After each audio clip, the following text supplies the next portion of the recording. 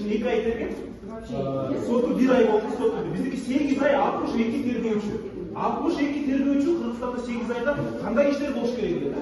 Новый жақта келіп тұрып, сотта біздің күнөөбүздү дәлелдеп беришсин ачык. Ачык даже biz eşliğinden başlayız. Неге жауап болуп атат? Жауабын эмне себептен айтты? Жауап болуун себеби бир эле себеп. Эч кандай далил жок. Бул деген саясий басым жана деген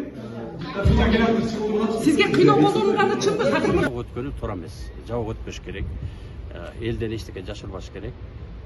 Калганын баары туура түшүнсөңүздөр, могу процесс башталсын, процесс башталып, процесс башталгандан кийин баарын чоң бир заявление алат. Ичинде бир кандайдыр бир иштин ичинде жашыра турган бир нерсе бар. Жок, эчтеке жок. Эчтеке жок. Эчтеке жок. Алты мен жакта бүт 9 том менен тааныш чыктым. Бул жерде эч кандай бир дагы кылмыш кылган эч ким жок. Мен таң калыштуусу ошо жанакы тигичерге дагы бир 2 жигит кошулуп калыптыр. Мен билишиме карап, процесс башталып элек да.